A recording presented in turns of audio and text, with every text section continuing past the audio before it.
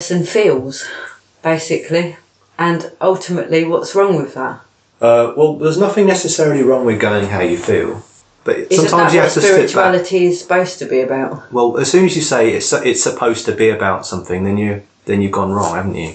Not really.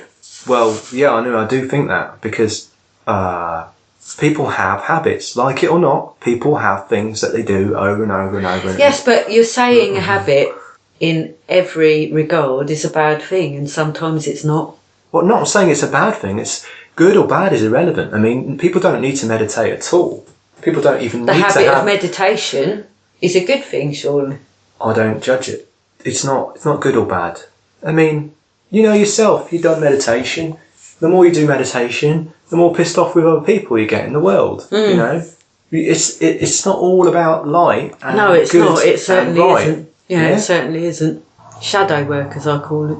Yeah. So what I'm saying is, like it or not, you have unconscious habits, and people, if you don't kind of realise that, you expand on them and form into these cyclic patterns, which is kind of the antithesis to me of spiritual development. Yeah, I get that.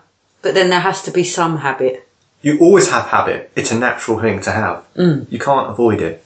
You've always got some habit. But the point is, as soon as you become conscious that you do have this habit, justifying it as a good habit isn't necessarily... It could be a good habit, but it isn't necessarily a good enough justification for staying in that one habit.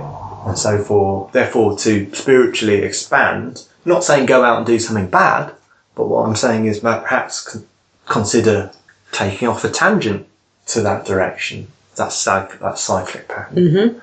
And again, just going back to the idea of exploration, I can't say that I always practice what I preach. I have habits.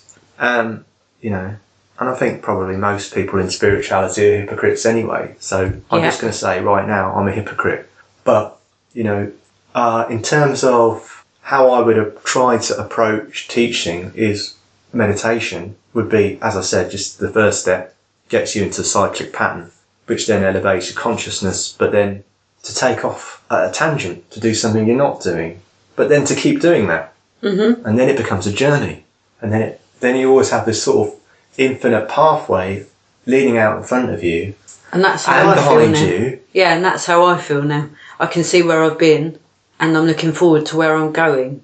It's very much something I am enjoying. Exactly. At this time in my life. Gives meaning to the life. Yeah, it does.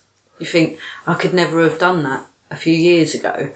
That just wasn't in my sphere of knowledge, whatever that thing might be. And now it is, and I'm proud of it. So I would like to promote spirituality as a creative thing. You know, again, in order to be creative, you do have to kind of break out these patterns. You know, good art sometimes is the one that just goes off and does something different to what, you know, has been done. You know, it's original. And it's not always, you know, it's fine if you want to draw hundreds of pictures and you kind of have that style and you find it meditative, and that's all great. But just one day, maybe you're going to think, you know, fuck it, I'm going to do something different. And maybe you'll develop because of that.